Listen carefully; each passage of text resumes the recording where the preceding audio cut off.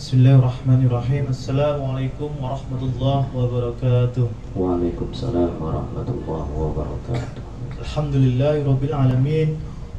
Wassalatu wassalamu ala asrofil anbiya'i wal mursalin wa ala alihi wa sahbihi wa man tabi'un wa bisyanin ila yaumiddin wa ma amma ba'du.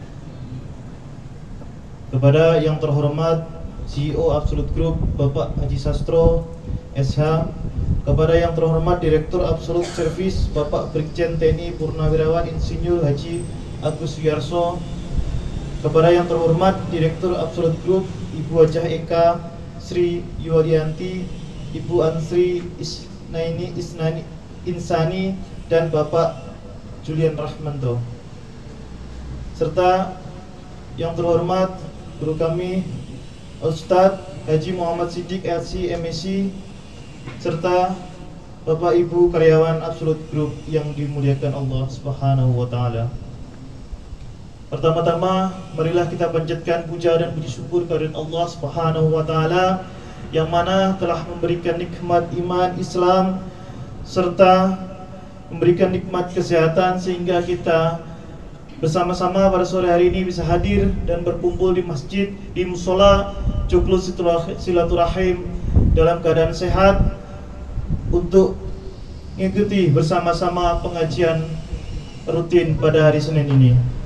Tak lupa semoga sholawat serta salam semoga tetap tercurahkan kepada junjungan kita Nabi besar Muhammad Sallallahu Alaihi Wasallam yang nantinya kita nantikan syafaatnya di yaumul qiyamah. Allahumma amin. Hadirin yang saya hormati, saya selaku pembawa acara pada sore hari ini izinkan untuk membacakan susunan acara pada pengajian sore hari ini. Yang pertama pembukaan, yang kedua tausiah, dan yang ketiga doa.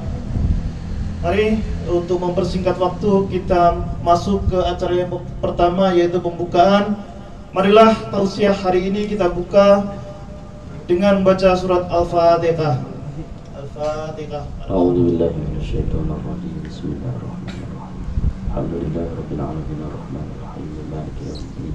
Iyyaka na'budu wa iyyaka nasta'in ihdinas siratal mustaqim. Shiratal ladzina an'amta 'alaihim ghairil maghdubi 'alaihim waladdallin. Baik, memasuki acara yang kedua yaitu acara inti yaitu tausiah yang akan disampaikan oleh Ustadz Haji Muhammad Siddiq LC MSc dengan tema hikmah kematian yang langsung akan disampaikan oleh Ustadz. Waktu dan tempat kami persilakan. Silakan Ustadz. Assalamualaikum warahmatullahi wabarakatuh. Bismillahirrahmanirrahim. Alhamdulillahilladzi al-qail fi kitabihil karim. A'udzu billahi minasyaitonir rajim. Bismillahirrahmanirrahim. Idza asabathum musibah qalu inna lillahi wa inna ilaihi raji'un. Ashhadu an la ilaha illallah wa ashhadu anna Muhammadan abduhu wa rasuluh.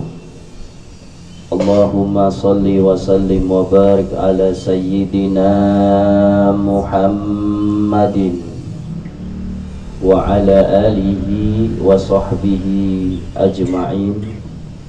Rabbi shrah li sadri wa yassir li amri wahlul 'uqdatam min lisani yafqahu qawli, amma ba'du. Yang saya hormati CEO Absolute Group Bapak Haji Sastro SH, yang saya hormati Direktur PT Absolute Services Bapak Brigjen TNI Purnawirawan Insinyur Haji Agus Suyarso, yang saya hormati jajaran Direksi Absolute Group Ibu Hajah Eka Sri Yulianti, Ibu Asri Insani beserta Bapak Julian Rahmanto, juga bapak-bapak, ibu-ibu karyawan-karyawati Absolute Group yang dimuliakan Allah Subhanahu wa Ta'ala. Dalam segala hal, marilah untuk selalu kita memanjatkan puji syukur kehadirat Allah Subhanahu wa Ta'ala, karena pada hakikatnya apapun yang terjadi pada kita sebagai hamba Allah, tentunya Allah memberikan yang terbaik untuk kita. Maka hendaklah kita untuk selalu memuji Allah dengan mengucapkan alhamdulillahi ala kulli hal, yang artinya segala puji bagi Allah dalam segala keadaan. Jadi jangan kita memuji Allah kalau lagi senang, tapi begitu lagi sebaliknya, kadang-kadang kita nggak mau muji sama Allah. Berapa banyak orang-orang di dunia sana ketika mendapatkan kenikmatan, dia dekat sama Allah, sholatnya semangat, betul ya? Dapat rezeki banyak, sholatnya luar biasa. Jangankan yang wajib, yang sunnah saja dikerjakan dengan semangat kalau dapat hal-hal yang menyenangkan. Begitu Allah uji dengan sesuatu yang tidak menyenangkan, jangankan sholat sunnah, sholat wajib saja kadang-kadang ditinggalkan karena lagi galau, karena pikirannya lagi tidak normal. Orang yang beriman, makanya Nabi mengatakan kondisi orang beriman ini luar biasa. Sampai Nabi mengatakan dalam sebuah hadisnya, ajaban li amril mu'min, sungguh luar biasa karakter orang yang beriman. Yang kayak gimana karakter orang beriman? Apabila dikasih kenikmatan, dia bersyukur, dan apabila diberikan kesusahan atau musibah, dia bersabar. Ketika ada di atas, dia bersyukur. Ketika ada di bawah, dia bersabar. Tapi konteksnya mau di atas mau di bawah, orang beriman tetap ibadah kepada Allah Subhanahu wa Ta'ala. Mau dapat duit 200 miliar, ibadah tetap. Mau cuman dapat 20.000, ibadah. Orang beriman mau kaya, mau miskin, mau di atas, mau di bawah, selama hatinya beriman kepada Allah tidak berubah, tetap ibadah kepada Allah Subhanahu wa Ta'ala. Dan sebagai orang beriman harus yakin apa yang disabdakan oleh Rasulullah Sallallahu Alaihi Wasallam. Apa? Kafa bil mauti mau'idhah. Kata Nabi, cukup bahwa kematian itu merupakan suatu nasihat. Jadi kalau kita mendapati ada yang meninggal dunia, maka itu sudah cukup nasihat buat kita yang masih hidup. Bagi orang yang hatinya peka. Kalau yang nggak peka mah, nggak ngaruh, betul nggak? Lagi di jalan, ngeng, bendera kuning, ada yang meninggal, boro-boro inget, betul nggak? Boro-boro inget ada yang meninggal, kadang-kadang malah berisik amat sih, betul nggak? Seharusnya inna lillahi wa inna ilaihi. Orang beriman ketika ada yang meninggal, spontanitas lisannya mengucapkan inna lillahi wa inna ilaihi rajiun. Artinya apa sih Ustadz? Inna lillahi artinya mati ya? Bukan. Inna sesungguhnya kita, lillahi milik Allah. Kita semua ini milik Allah.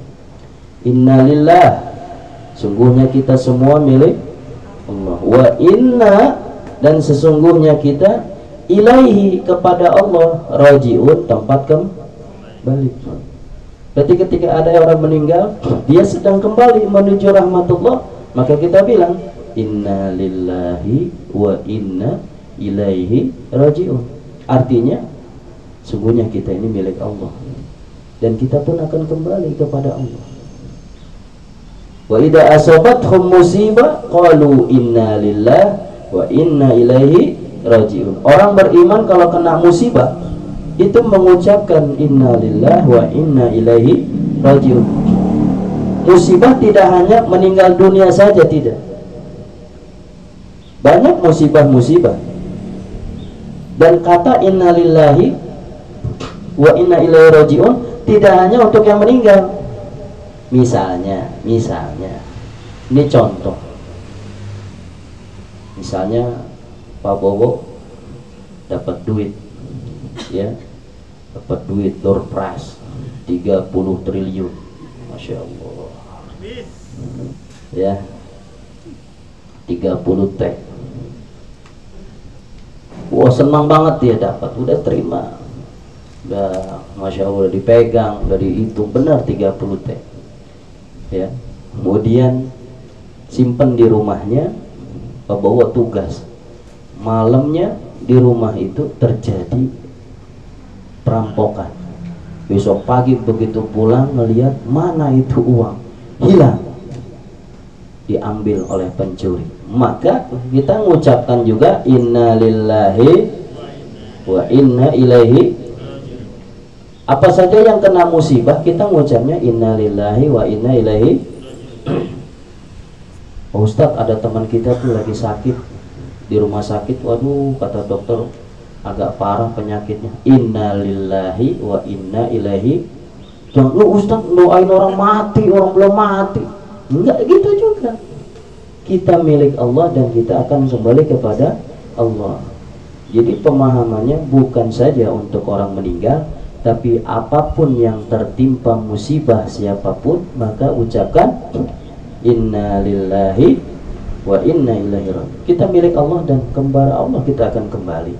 Yang sakit lah, yang kecelakaan lah, yang maaf kebakaran lah, kebanjiran, apapun musibah, kita bilang apa? Inna lillahi wa inna ilaihi raji'un. Kita milik Allah dan kita akan kembali kepada Allah. Kalau sudah memahami kalimat inna lillahi wa inna ilaihi raji'un, manusia ini lemah, nggak bisa mau ngapa-ngapain. Pengennya sih misalnya jangan kecelakaan, tapi kita milik Allah, terserah Allah, ya, kita pasrahkan kepada Allah. Dan kalau ada orang kena musibah, ada yang bilang innalillahi, jangan tersinggung. Orang lagi sakit bilang innalillahi, emangnya udah mati? Nah, salah, memang benar, ya. Jadi kalau kena musibah ucapkan inna lillahi wa inna ilaihi raji'un. Termasuk salah satu dan paling di situasi meninggal dunia itu lebih-lebih inna lillahi wa inna ilaihi raji'un. Maka dari itu Nabi bersabda kafa bil mauti wa mau'idha, cukuplah kematian itu nasihat buat kalian. Jadi kalau kita melihat ada yang meninggal dunia, itu nasihat buat kita yang masih hidup, bahwa kita akan seperti dia. Jangan sampai kita ada yang meninggal nggak ada nasihat buat kita. Itu sebenarnya nasihat yang bentuknya tidak bicara tapi nyata. Ya Allah, si fulan meninggal, mungkin besok lusa saya, gitu. Jadi kematian itu harus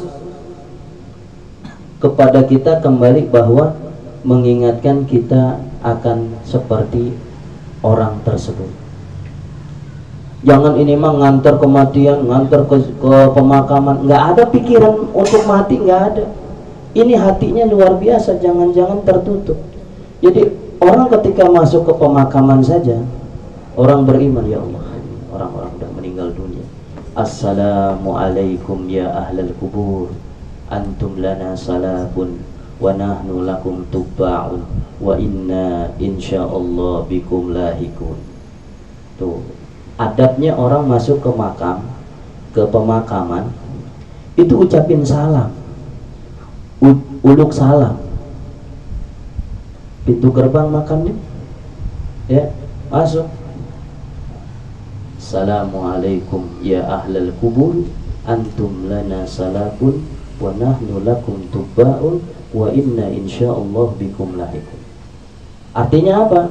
Assalamualaikum ya ahlal kubur, keselamatan buat kalian wahai ahli kubur. Itu yang ada di situ kena. Ya. Dijawab apa mereka tuh dijawab.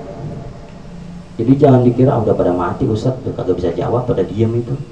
Ya bukan langsung waalaikumsalam, wah kabur semua. Bukannya langsung wujud suara. Secara gaib mereka menjawab. Bahkan bukan menjawab, mereka juga melihat. Wah si fulan datang, si fulan datang, si fulan datang. Tuh datang ke pemakaman, assalamualaikum ya ahlal kubur, antum lana salafun. Artinya apa? Kalian semua wahai penghuni kubur salafun, telah mendahului. Wa nahnu lakum tubba, dan kami akan mengikuti kalian nanti. Wa inna insyaallah bikum lahikun, dan kami insyaallah dengan izin Allah suatu saat akan seperti kalian juga. Itu artinya. Jadi Ustadz itu kalau pemakaman, kalau makannya satu ya sama. Assalamualaikum ya ahlal kubur. Takut Ustadz, takut dijawab. Enggak dijawab, dijawabnya secara gaib. Ya, assalamualaikum ya ahlal kubur, antum lana salafun wa nahnu lakum tubba wa inna insyaallah bikum lahiqun. Mereka senang, kenapa? Didoain doa keselamatan. Dan itu adab-adabnya Rasulullah SAW. Kalau ingin ziarah ke makam para sahabat dan istri-istrinya di makam Baqi' di Madinah, ucapin salam. Apalagi ke makam Rasulullah, ucapin salam. Ke makam-makam orang saleh, ucapkan salam.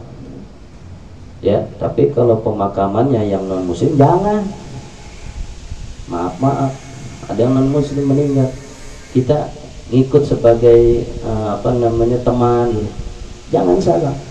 Kalau non muslim, kalau muslim ucapkan salam.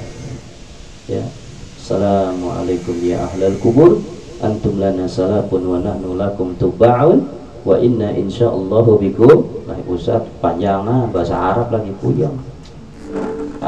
Zaman sekarang puyeng bahasa Arab. Boleh nggak Indonesia? Boleh Indonesia. Ya, assalamualaikum buat kalian hei penghuni kubur. Kau lebih dulu, saya entar. Udah begitu. Kalau orang Betawi bilang, assalamualaikum, lu duluan ya, ntar gua belakangan. Ya, cuman bahasanya sopan. Assalamualaikum wahai penghuni kubur, kalian telah mendahului kami dan insya Allah kami akan mengikuti seperti kalian. Itu artinya, itu adab-adaban, dan mereka akan senang. Apalagi kalau kita masuknya ziarahnya itu ke keluarga, ibu kita, bapak kita, saudara kita, uluk salam, mereka senang diberikan salam, didoain. Jangan kita masuk pemakaman asal masuk aja nggak ucapin salam, jangan, nggak punya adab namanya. Ya nggak? Zaman sekarang udah, aduh puyeng deh. Ada banyak orang ke makam bukan buat ziarah, malah pacaran di atas makam. Betul nggak? Neng, ngapain berdua? Biasa bang. Ngapain? Biasa, tempat aman kan di sini bang. Kalau begitu, gitu dia bilang. Nggak ada razia, dimakan. Nggak akan sepi. Ini setan bentuk manusia, dalamnya begitu. Untung yang di bawah, yang di dalam nggak ngomong. Ya, zaman sekarang. Jadi, mari kita dengan adanya kematian mengingat bahwa kita harus mencari bekal untuk bekal kematian. Kata Nabi Muhammad SAW ketika ditanya oleh Sayyidina Umar bin Khattab radhiyallahu anhu, ya Rasulullah, wahai Rasulullah, man aqyasun nas wa akraman nas. Wahai Rasulullah, kata Sayyidina Umar bin Khattab kepada Nabi Muhammad, wahai Rasulullah, siapakah orang yang paling cerdas dan paling mulia di sisi Allah? Apa jawaban Rasulullah SAW? Orang yang paling cerdas, orang yang paling jenius, orang yang paling hebat di mata Nabi. Kata Nabi Muhammad, hum dzakirun lil maut, Mereka orang yang selalu mengingat-ingat kematian. Itu orang yang paling jenius, kata Nabi Muhammad. Kenapa? Itu baru setengah ya. Pertama, karakter orang yang jenius, kata Nabi Muhammad, hum aksar dzikran lil maut. Mereka yang lebih banyak mengingat kematian. Kalau orang udah ingat kematian, ngeri dia. Ya Allah, ingat mati, ingat mati. Lama-lama dia nggak akan mau berbuat yang enggak-enggak. Itu pertama. Yang kedua, wastidadan lahu. Dan orang yang disebut jenius, selain dia mengingat kematian, dia juga akan mempersiapkan bekal untuk setelah kematian. Bukan ingat aja, oh ntar juga saya mau mati juga kayak itu tuh, itu dikubur, saya nanti mati juga. Cuman itu aja belum cukup. Kalau kita melihat ada kematian, pertama kita harus ingat bahwa kita akan seperti mereka. Yang kedua, siapkan bekal yang terbaik untuk kehidupan setelah kematian. Itu orang yang jenius. Jangan orang yang selalu mengejar dunia tiada akhir. Orang kalau mengejar dunia nggak ada akhirnya. Gaji 10 juta masih pengen 12 juta, betul ya? Gaji 12 juta masih pengen 17 juta, betul? Gaji 20 juta di BI masih pengen 50 juta. Gaji 50 juta masih pengen 500 juta, betul? Nggak ada, Pak Bos, udah saya cukup aja, saya 500 triliun aja, nggak usah banyak-banyak gaji saya. Enggak, kamu mau 1 biliun, enggak cukup sedikit, nggak ada. Pasti pengen lagi, betul? Itu dunia. Sampai kata Nabi, kepuasan dunia tidak akan berakhir sampai meninggal. Kalau udah mati baru. Kalau masih hidup nggak akan puas kehidupan dunia. Ya. Jadi orang yang jenius, kata Nabi Muhammad, adalah orang yang selalu mengingat kematian dan mempersiapkan bekal setelah kematian. Artinya apa? Saya harus banyak ibadah. Dunia kejar, silakan, seakan-akan kau akan hidup selama-lamanya. Ini kata motivasi Islam. Kau kejar dunia, silakan, seakan-akan kau akan hidup selama-lamanya. Berarti kita dalam urusan dunia harus semangat. Motivasi kerjanya harus maksimal. Tapi apa? Kejar akhirat kamu, seakan-akan kamu akan mati besok pagi. Bayangin kalau besok mati, kita mati, nggak ada kehidupan lagi kita. Besok subuh mati nih, kalau ada bocoran dari malaikat Israel, Bapak Wibowo jam 5 pagi saya kasih bocoran,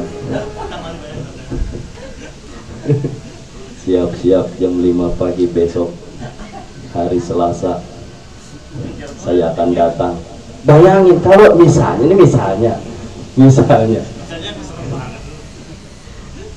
kita udah ada kabar mau meninggal besok jam 5 subuh, apa yang kita kerjakan sampai detik ini, sampai besok subuh? Nggak bisa tidur, nggak enak makan, betul ya? Aduh, mati besok pasti akan tobat, zikir, minta ampun sama Allah kesalahan, minta maaf kalau kita punya dosa sama sih. Karena matinya besok, udah nggak ada kehidupan setelah itu, nyesel. Nah itu Nabi mengajarkan, kejar dunia seakan-akan kau akan hidup selama-lamanya. Silakan kau kejar dunia, sukses dunia, diharuskan dalam Islam. Tapi jangan lupa kejar akhirat seakan-akan kamu akan mati besok. Berarti setiap saat sampai detik ini, usahakan gerak-gerik kita, ucapan kita, perbuatan kita, pikiran kita selalu yang mengandung ibadah kepada Allah Subhanahu. Karena kematian gak ada yang tahu, betul kan? Ada, kita ngobrol sore hari begini ya, misalnya orang itu lagi jadi MC satu acara, maghrib ada kabar, ya kita nggak tahu, ya enggak. Oh, tadi yang ngobrol bercanda-bercanda sore sehat, ya nggak tahu udah bendera kuning Pak Ustaz. Kita nggak tahu ajal 1 jam, 2 jam, 1 hari, 2 hari, yang kita nggak tahu. Tidak menjamin orang sehat itu anti malaikat Israel, betul nggak? Zaman sekarang katanya di Jepang bikin 1 kapsul, itu kapsulnya katanya buat anti ketemu malaikat maut, supaya hidup selama-lamanya. Gembar-gembornya begitu, padahal nggak ada yang bisa. Idza jaa ajaluhum la yastakhiruna sa'atan wa la yastaqdimun. Al-Qur'an.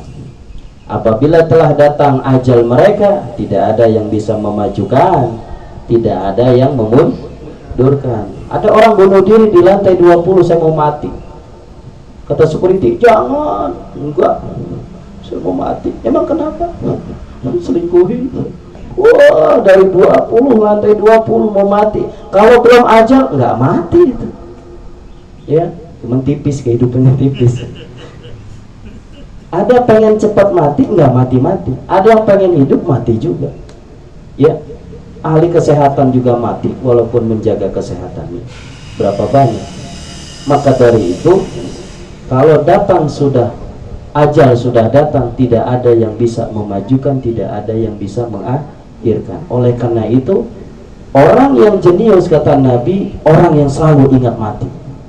Jangan sampai kita lupa sama kematian. Aduh Ustadz, saya mah takut kalau ingat mati, takut. Ih jangan, mau takut mau enggak tetap kematian datang. Yang terbaik adalah ingatlah kematian dan selalu siapkan bekal untuk kehidupan setelah kematian. Karena semua yang bernyawa pasti akan mati. Ada di Jawa seorang kiai, itu ngingat kematiannya gimana? Di depan rumahnya dia bikin pocong-pocongan. Ya, ada yang di depan rumah, ada yang di kamar. Jadi kalau dia mau tidur, ngelihatnya pocong. Gitu. Ada lagi kiai yang modelnya di depan halaman rumahnya dibikin kuburan, namanya di batu nisannya nama dia. Lah tamu begitu datang, astagfirullahaladzim, innalillahi wa inna ilaihi roji'un. Lah nama kiai itu. Lah kita lagi mau sholat, ini udah meninggal. Kapan meninggalnya? Semalam lagi ngobrol. Bahkan tadi di mana? Di sini. Ditunggu. Tapi kok meninggal? Datang keluar kiai. Akhirnya nanya, Pak Kiai itu apa-apaan sih kayak begini? Bikin ngeri aja. Enggak, ini buat pengingat saya bahwa saya nanti akan seperti itu. Jadi saya setiap hari kalau datang ke rumah, keluar atau masuk, saya ingat saya akan meninggal. Jadi saya harus zikir, saya harus tobat, saya harus berbuat baik, saya nggak mau melanggar syariat Islam. Tuh, jadi berbagai macam orang melakukan cara, metode, bagaimana dia selalu ingat kematian. Ya, jangan sampai ketika ajal datang kita lupa kematian dan tidak menyiapkan bekal. Ini penting sekali. Yang kedua, kalau ada keluarga kita, apalagi ibu bapak kita meninggal, bukan sebelum meninggal, sakit, sesibuk apapun kita sebagai anak, jangan sampai menyia-nyiakan akhir-akhir waktu bersama orang yang kita cintai.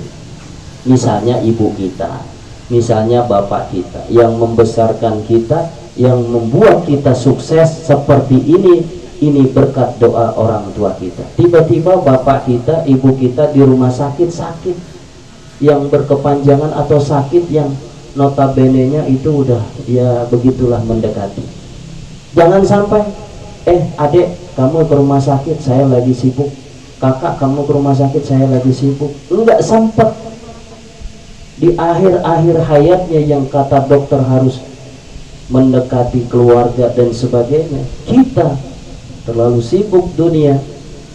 Orang tua di rumah sakit atau di rumah sendiri sedang naja itu sakaratul maut atau mendekati, kita tidak ada di dekatnya. Ternyata satu keluarga nggak tahu ajaran Islam. Orang tua yang kita cintai lagi ngap-ngapan, lagi butuh bimbingan, keluarganya nggak ada yang mau ngedeketin, sibuk semua. Ini durhaka luar biasa. Anak-anak yang sibuk, orang tuanya sedang sakit, yang mendekati ajal tidak diurus oleh keluarganya. Nauzubillah. Orang kalau meninggal dunia ketika sakarat, jamaah sekalian, deketin kita punya orang yang kita cintai, deketin. Ini kira-kira nih ibu saya, bapak saya ini udah maaf udah parah lah. Kerja entar dulu dah, saya cuti aja deh. Saya takut kenapa-napa. Deketin, ajarin la ilaha illallah. Itu luar biasa.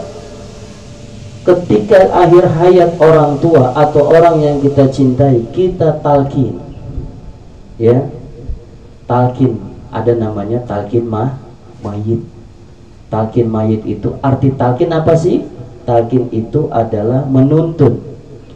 Orang kalau lagi meninggal, lagi sakaratul maut, itu datang setan. Kenapa? Supaya orang Islam yang sakaratul maut itu nggak ngucapin la ilaha illallah. Jadi ngucapin sakarat.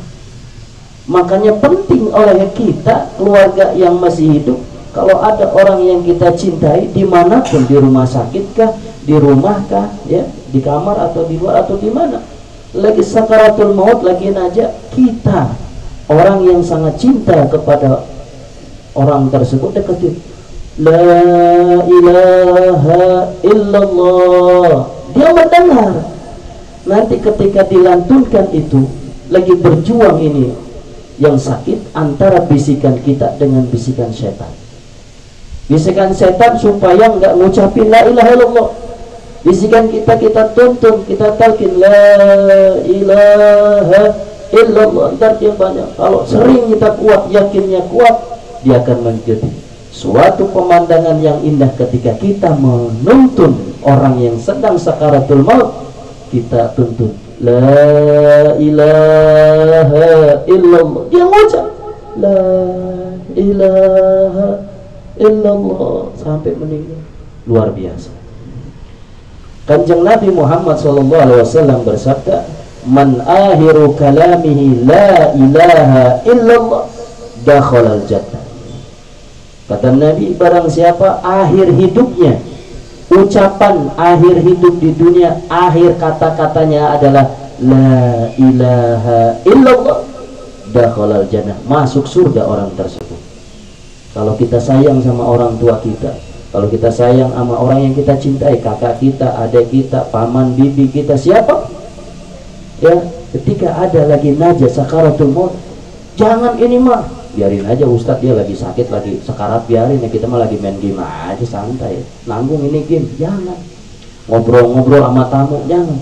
Udah, kita fokus selamatkan ini yang akan meninggal dunia dalam sakaratul maut. La ilaha illallah. Ustadz kalau nggak ngomong gimana? Terus aja, terus la ilaha. Ustadz dia kagak ngomong.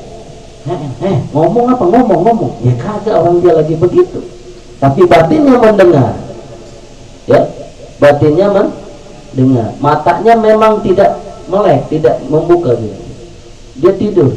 Jangan dikira batinnya itu tidur, tidak.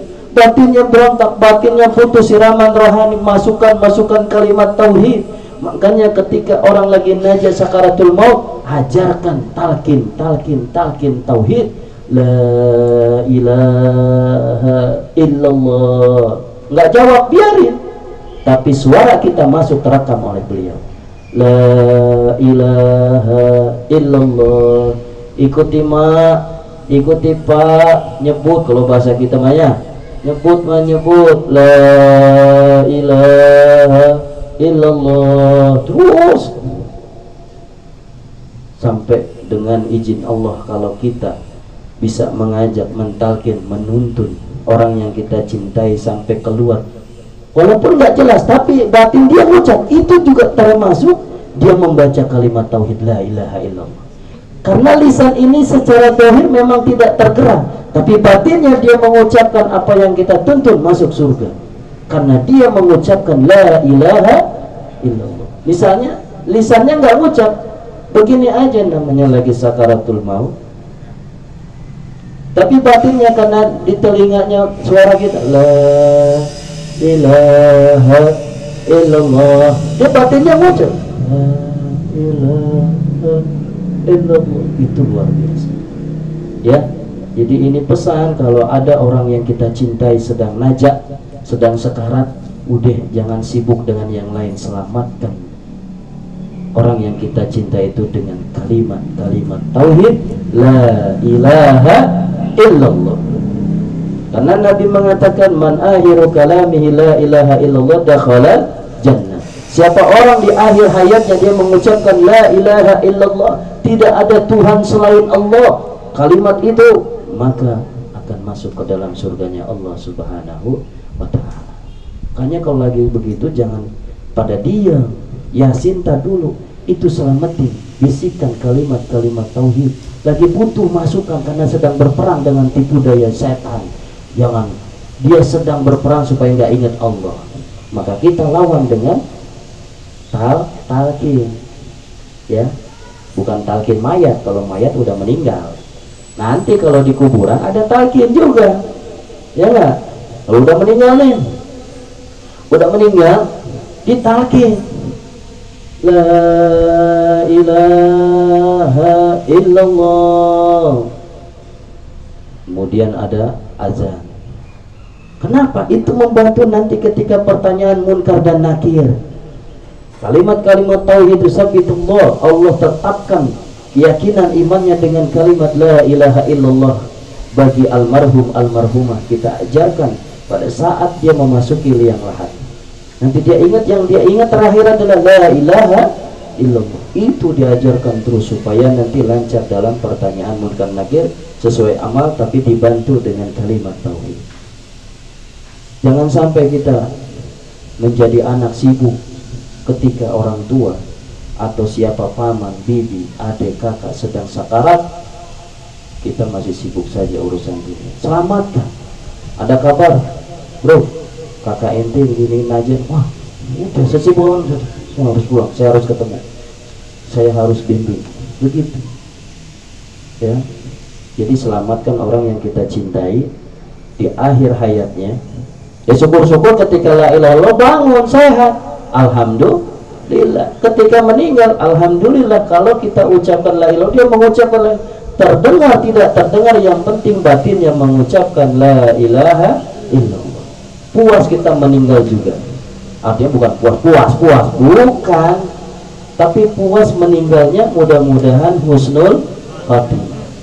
Karena suasana yang terindah dan sangat mahal bagi seorang muslim yang beriman adalah meninggal dalam keadaan husnul khatimah. Meninggal kita dalam keridhaan Allah.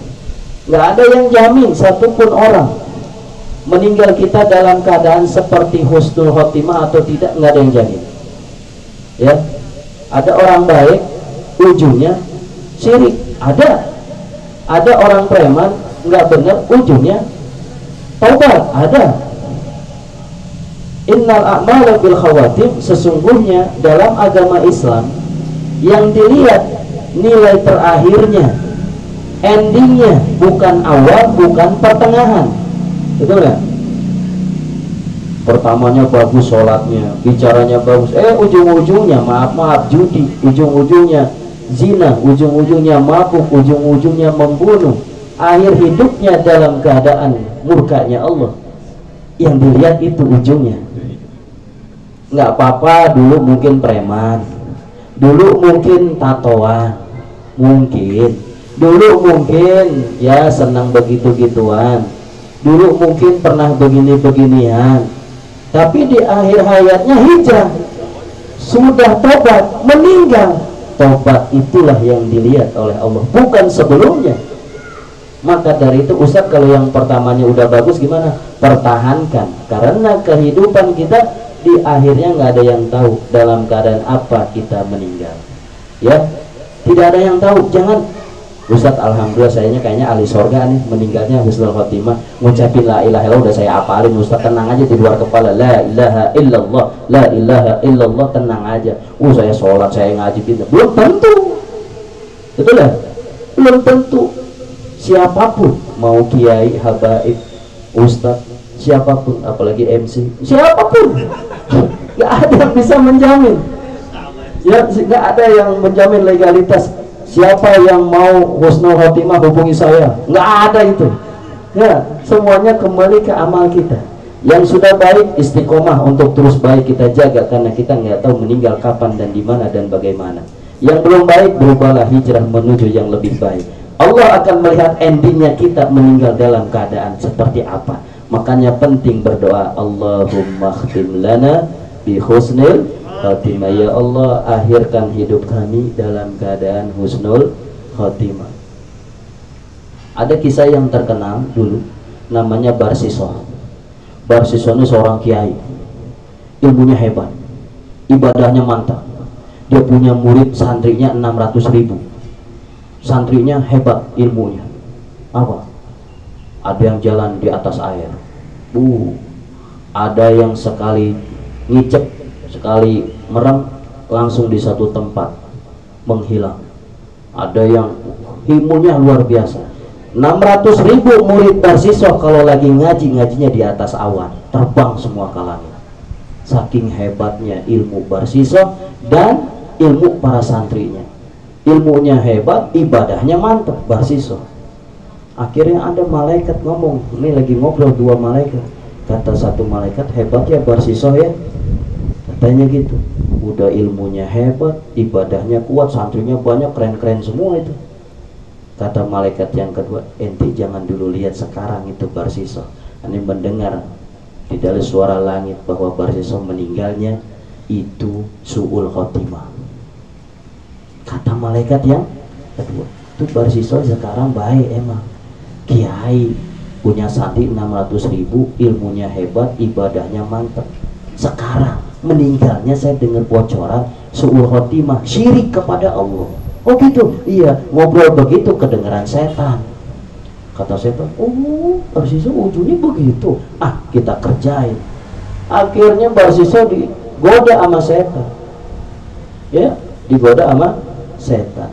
Intinya kisahnya begitu panjang. Intinya Barsisoh meninggalnya akhirnya lagi diikat, dan ketika itu kata setan, hei Barsisoh, mau aku selamatkan kau dalam siksaan ini. Diikat, kemudian dicambuk sampai berdarah, dan Barsisoh nggak kuat, pengen lepas dari penderitaan ini. Kata setan dalam batin, hei Barsisoh, kau mau aku bebaskan dalam kondisi seperti ini, jadi senang, jadi baik? Iya, cukup kau sujud kepadaku. Gimana aku sujud kondisi seperti ini? Cukup kau kedipkan matamu, niat sujud kepadaku, kau aku bebaskan. Dia sujud dengan mengedipkan mata gini, niat sujud. Saudara, setan mati, meninggal dalam keadaan syirik kepada Allah Subhanahu.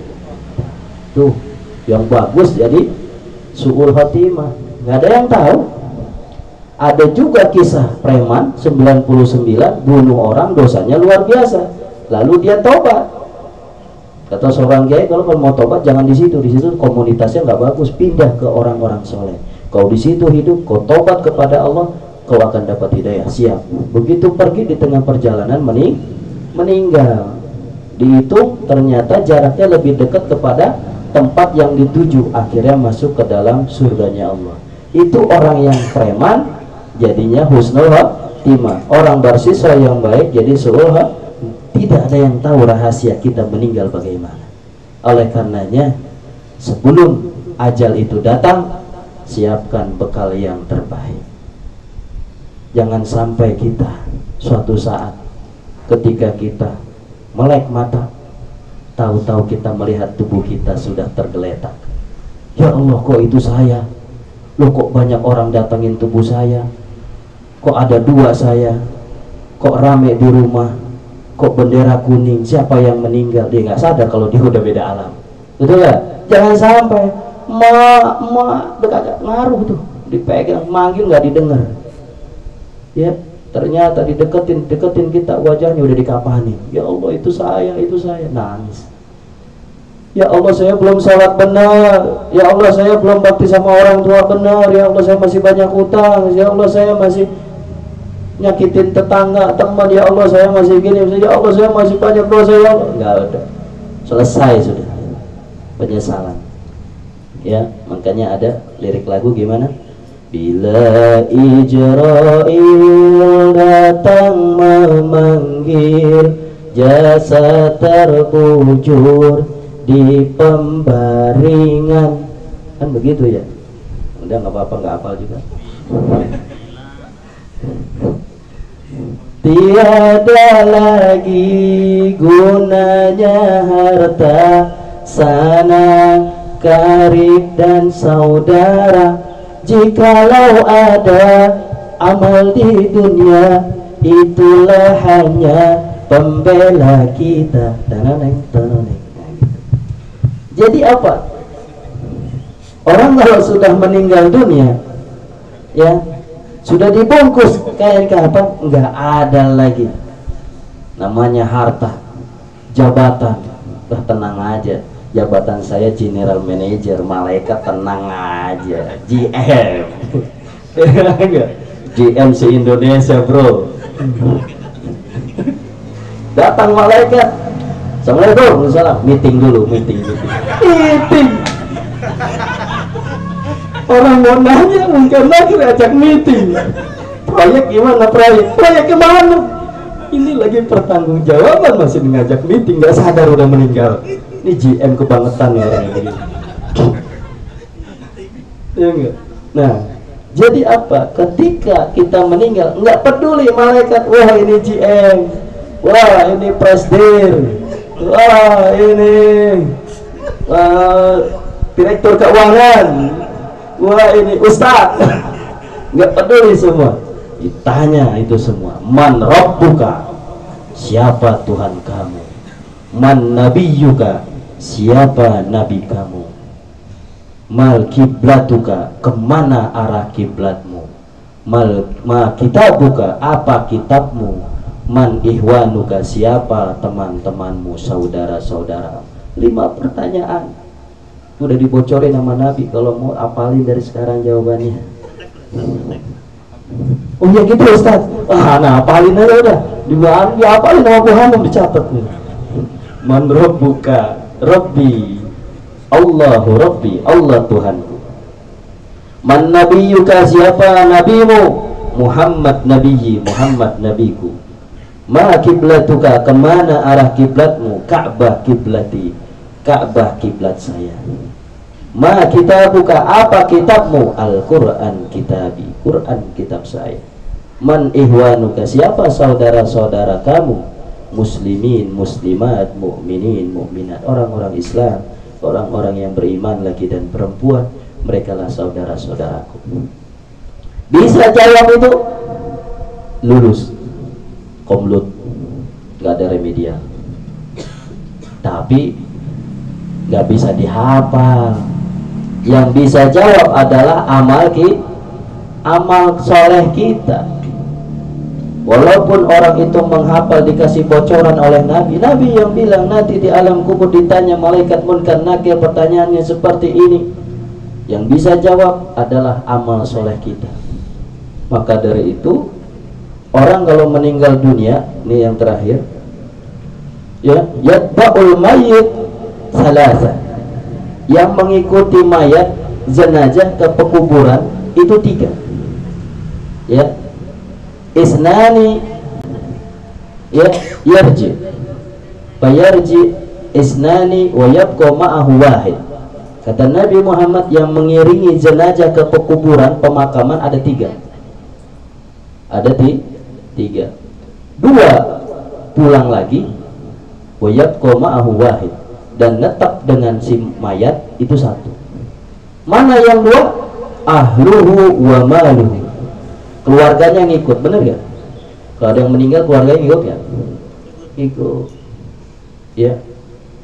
Ingin ketemu terakhir kali, ikut ke pemakaman keluarganya. Yang kedua, wa malu, hartanya. Harta itu bisa diartikan kendaraan, betul ya? Pakai kendaraannya dibawa. Yang ketiga, yang ikut mayat ke pekuburan, pemakaman, apa? Amalnya. Jadi hartanya ngikut, keluarganya ngikut, amal solehnya ngikut, perbuatannya ngikut. Cuman 2 balik lagi, keluarganya mau netap nggak di makam. Paling berapa lama pulang lagi ke rumahnya. Tuh, kita nih misalnya, kita suami punya istri yang dulu udah mengikat janji, ayang beb kita sehidup semati, iya, Kalau kita mati berdua, iya. Bohong, itu bohong. Bohong, mau hidup semati, hidup sama-sama, mati bareng-bareng, bohong. Ketika meninggal dia mau udah, bang, siapa penggantinya ntar? Dan nyari lagi. Jadi orang yang meninggal dua balik lagi, keluarganya balik lagi, sama hartanya balik, kendaraannya balik lagi. Cuman satu yang menetap menemani almarhum almarhumah di alam kubur. Siapa? Apa itu? Amal solehnya. Ya, yang akan menemani kita nih. Setiap kita nih akan meninggal dunia, masuk ke alam kubur. Nggak ada yang menemani kita. Anak kita, istri kita, suami kita, rekan kerja kita, satu tim balik juga. Semuanya balik. Yang nemenin kita alam kubur cuma satu, amal soleh kita. Yang nemenin itu amal soleh kita, sholat kita, sedekah kita, ya, tawaduan kita, zikir kita. Itu yang nemenin kita nanti di alam kubur. Yang alam kubur begitu gelap akan terang cahayanya karena kita sholat, karena kita sedekah, karena kita bakti sama orang tua dan sebagainya. Tapi kalau kita nggak punya amal soleh, alam kubur kita gelap gulita, dikencet tulang-tulang kita, bahkan dibakar. Apalagi yang meninggalkan sholat, maka di alam kuburnya udah disiapkan oleh Allah dua binatang luar biasa yang berbisa, yaitu af'a, ular kobra, anaconda. Ular kobra, bahkan ular anaconda yang begitu besar di sungai Amazon muncul, terus berbisa, matukin terus orang yang ninggalin sholat. Apa mau dipatok sekali aja udah itu ya, apalagi kita terus-terusan. Baik, barangkali sampai di situ saja. Mudah-mudahan ini menjadi pelajaran buat kita agar kita selalu mengingat kematian, dan semoga kita mencari bekal untuk kehidupan setelah kematian kita dengan selalu beribadah kepada Allah Subhanahu wa taala. Dan keluarga besar absolut yang baru tertimpa musibah, nantiasa kita doakan almarhumah, mudah-mudahan di alam kuburnya senantiasa menjadi raudhah min riyadil jannah, menjadi surga dari surga-surganya Allah Subhanahu wa taala, diampuni dosa-dosanya, diterima segala amal ibadahnya, dan keluarga yang ditinggalkannya diberikan kesabaran, diberikan keistiqomahan untuk terus ibadah kepada Allah Subhanahu wa taala. Dan kepada kita yang masih hidup, semoga kematian menjadikan pelajaran buat kita agar kita selalu ingat kematian dan kita siapkan bekal yang terbaik untuk kematian dan setelah kematian kita. Sekian, terima kasih. Assalamualaikum warahmatullahi wabarakatuh. Waalaikumsalam warahmatullahi wabarakatuh. Terima kasih Ustaz atas tausiah terkait hikmah kematian. Hikmah kematian ini mengajarkan kita, mengingatkan kita bahwa kematian itu sejatinya nyata dan nantinya akan pasti. Jadi kita semua ini sebenarnya calon mayit semua Ustaz. Jadi mbak-mbaknya yang cantik-cantik itu, yang ngantuk-ngantuk itu sebenarnya juga calon mayit Ustaz. Mas-masnya ganteng-ganteng itu calon-calon mayit semua Ustaz. Termasuk MC. Jadi silakan selanjutnya untuk sesi tanya jawab online maupun offline. Bila mana ada calon-calon mayit ini yang bertanya, silakan. Ya, silakan. Yang dipersilakan. Nih, Ustaz. Luar biasa.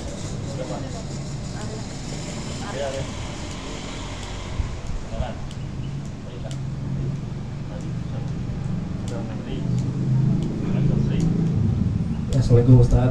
Waalaikumsalam warahmatullahi wabarakatuh. Ada titipan Ustaz, pertanyaan biasa. Yang pertama, kalau ada saudara kita atau keluarga kita atau orang tua kita yang saat ini sedang di rumah sakit, tapi kita tidak boleh menemani pada saat yang bersangkutan sudah di akhir hayat. Untuk itu bagaimana caranya kita membacakan la ilaha illallah untuk yang dimaksudkan tersebut? Dan apakah boleh menggunakan rekaman atau speaker selama yang bersangkutan ini tidak boleh dibesuk atau ditemani selama perawatan?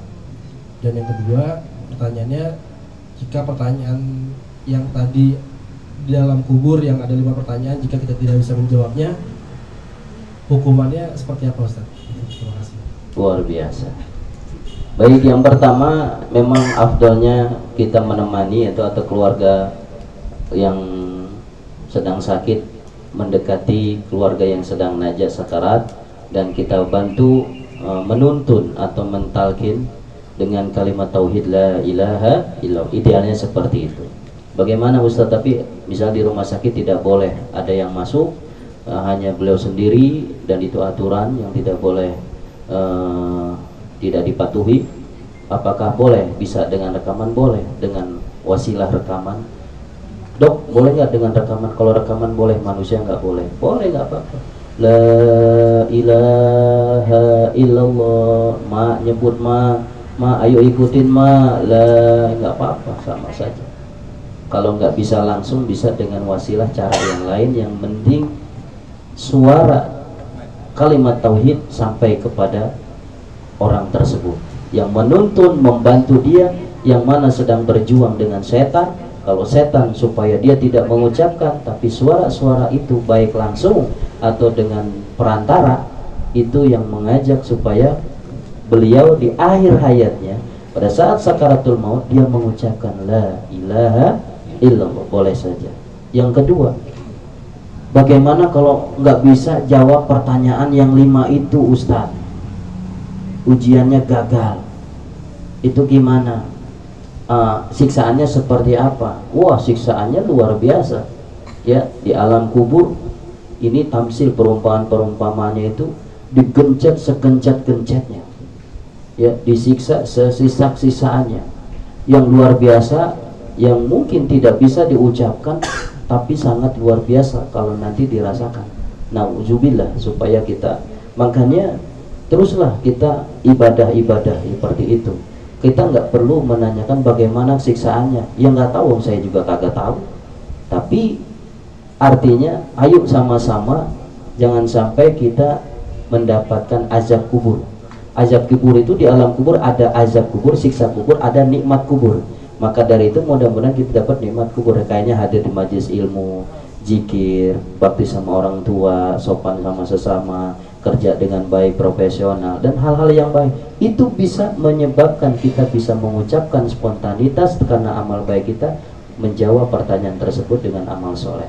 Jadi fokusnya kita bukan untuk azabnya seperti apa, tapi fokus perbanyak amal-amal buat bekal pada saat sakaratul maut maupun nanti ketika kita ada di alam kubur atau di hari kiamat nanti, sampai mudah-mudahan masuk ke dalam surganya Allah Subhanahu wa ta'ala. Seperti itu. Sudah. Baik Ustaz, ada pertanyaan online. Assalamualaikum Pak Ustaz. Waalaikumsalam warahmatullahi. Bagaimana dengan saudara-saudara kita yang sakaratul maut di masa Covid? Kita tidak dapat menuntun dengan bacaan la ilaha illallah. Itu gimana Pak Ustaz? Terima kasih. Iya. Segala sesuatu lihat ad-duruf, keadaan, kondisi. Ya. Ya, kalau lagi Covid itu bisa menular. Maka dari itu kalau kita tidak bisa dengan mendekati dari jarak jauh secara batin, yaitu dengan doa, tidak ada lagi. Kita mau deketin nggak boleh, emang Covid. Ya sudah, dari jarak jauh. Allahumma ahtimhu bi husnil khatimah. Ya Allah, akhirkan hidup dia dengan husnul khatimah. Ya Allah, lancarkan ia dalam batinnya bisa mengucapkan la ilaha. Doa seperti itu. Ya, mudah-mudahan Allah kabul doa orang-orang yang mencintainya. Dia bisa mengucapkan akibat doa kita. Karena doa jangan dianggap remeh. Ketika orang soleh, orang baik berdoa, Allah terima. Yang diharapkan isi doa itu bisa dikabul. Kita minta, ya Allah, si fulan sedang sakarat, ya Allah, aku nggak bisa mendekati, lagi sakaratul maut, lagi Covid, ya Allah, aku pengen mendekati tapi nggak bisa kondisi, ya Allah, aku ingin dalam doa saja, ya Allah. Ya Allah, ucapkan lisannya untuk mengucapkan la ilaha illallah, akhir hayat, ya Allah, Allah kabulkan, bisa tuh. Jadi minimal ada usaha ikhtiar kita, minimal doa. Kalau kita tidak bisa mendekatinya secara langsung, bisa juga keluarga kita di Jawa, ya di Sumatera, kita nggak bisa kan, nggak bisa ke sana, walaupun cuti dan sebagainya, waktu yang tidak memungkinkan atau sesuatu yang tidak, dari jauh saja doa. Kalau nggak bisa dekat doa. Ad-du'a mukhul ibadah. Ad-du'a silahul mu'min. Doa ini senjata orang beriman. Ayo gunakan senjata kita, ya Allah. Matikan ibu saya lagi sekarat, saya terima telepon dari saudara lagi sekarat, ya Allah, mudah-mudahan ibu saya bisa mengucapkan la ilaha illallah, ya Allah. Doa pada saat itu. Kalau nggak bisa langsung adalah doa jari jarak jauh. Mudah-mudahan doa kita dikabul dan akhirnya orang yang kita cintai meninggal mengucapkan kalimat tauhid la ilaha illallah, akhirnya masuk surga Allah Subhanahu wa taala. Amin. Baik, mungkin ada lagi yang bertanya sebelum kita tutup. Mungkin satu lagi Ustaz dari saya, Ustaz, biar melengkapi 3 pertanyaan karena yang ganjil itu ya bagus katanya. Masya Allah, luar biasa MC kita. Izin bertanya Ustaz, ceritanya dengar cerita atau yang saya tahu gitu Ustaz, apakah orang meninggal itu 40 hari sebelum meninggal itu memang sudah ada tanda-tandanya Ustaz? Mohon penjelasannya Ustaz. Terima kasih. Ada yang mengatakan ada tanda-tandanya, ada yang tidak. Jadi orang meninggal ada yang dikasih tanda-tanda, ada yang tidak. Dan jangan cari tanda-tandanya juga. Saya mau nyari tanda-tanda orang meninggal. Bu Hanum, Bu, biasanya begitu 40 hari Bu. Jangan. Jadi kita fokus ibadah saja. Ya fokus ibadah aja. Cuman memang ada orang-orang yang Allah takdirkan dikasih tanda-tanda. Ya. Dikasih tanda-tanda dalam mimpi, dalam batin dan sebagainya. Ya. Beberapa waktu yang lalu ada tuh orang soleh, orang ahli ibadah. Itu kejadian di Jawa. Itu dia kumpulkan. Saya mau keluarga saya kumpul semua, ya. Nanti kita sholat maghrib bareng-bareng. Dan kamu pada saat saya sholat belum selesai, kalau ada apa-apa kamu gantiin saya imam. Ngomong begitu. Ketika pelaksanaan kumpul keluarga semua, dia sholat maghrib, dia imam, rakaat ketiga meninggal, sujud. Akhirnya yang belakang yang dapat amanah, kamu kalau ada apa-apa saya dalam sholat gantiin imam. Meninggal, enggak diri lagi. Nah dia ingat yang belakang. Amanatnya dalam sholat menjadi apa? Saya gantiin imam. Langsung dia maju ke depan. Posisinya lanjutin Allahu Akbar. Assalamualaikum, baru pada nangis. Dan ternyata punya selidik, dia udah pernah bicara sama temannya, saya akan meninggal begini gitu. Itu bisa terjadi, ya. Ada beberapa orang atau orang-orang yang Allah takdirkan, Allah berikan bocoran seperti itu ada, tapi tidak semua. Hanya Allah yang inginkan ke orang-orang tertentu. Tapi pada umumnya kita hendaklah untuk selalu menjaga kapan saja ajal menjemput, kita harus selalu siap dan dalam keadaan selalu ibadah kepada Allah. Maka dari itu usahakan kita punya kebiasaan setiap hari yang baik, karena orang akan meninggal menurut kebiasaannya. Paham gak? Kalau orang biasanya zikir, meninggalnya dalam zikir. Kalau orang biasanya ngadu-ngadu, meninggalnya ngadu-ngadu. Kalau orang biasanya ngupat, gibah, biasanya lagi gibah. Makanya cari kebiasaan setiap hari kita dalam hal yang baik.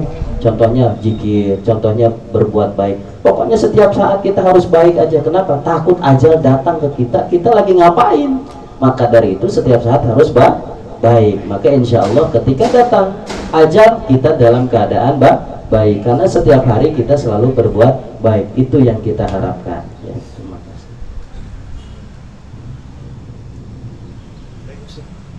Baik Ustaz, terima kasih Ustaz atas penjelasannya dari pertanyaan-pertanyaan yang telah disampaikan.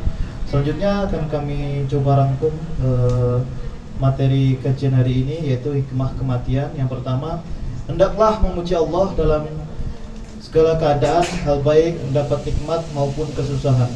Yang kedua, kematian merupakan sesuatu nasihat bagi orang yang masih hidup. Yang ketiga, orang yang paling cerdas adalah orang yang selalu mengingat kematian, karena kematian itu pasti dan akan mempersiapkan bekal yang terbaik menghadapi kematian. Yang keempat, Allah akan melihat ending kehidupan kita nantinya. Yang kelima, apakah kita meninggal dalam keadaan beriman atau dalam keadaan lalai. Yang kelima, Ada 3 perkara yang ikut dalam pemakaman saat mayit dikuburkan. 2 kembali dan 1 tinggal dengan mayit. Dua perkara yang kembali yaitu keluarga dan harta. Perkara yang tinggal di alam kubur dengan mayit adalah amal soleh. Baik, di acara selanjutnya yaitu ketiga yaitu doa. Akhirnya kita sampai di penghujung acara, yaitu berdoa bersama dan akan dipimpin langsung oleh Ustadz Siddiq.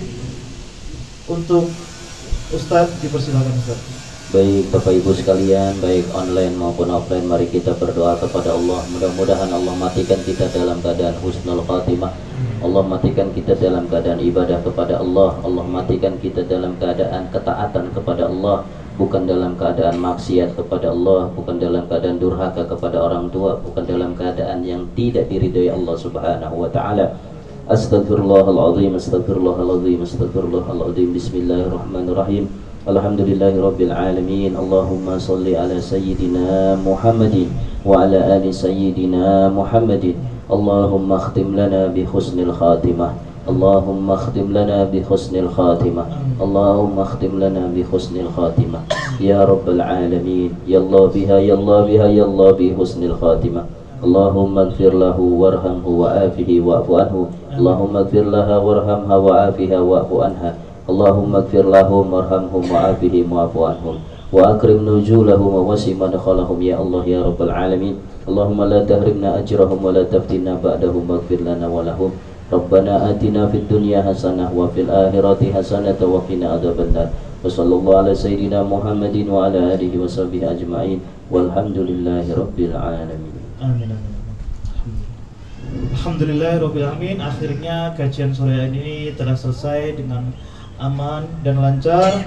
Selanjutnya saya sebagai pembawa acara mohon maaf sebesar-besarnya jika ada salah-salah kata yang saya ucapkan.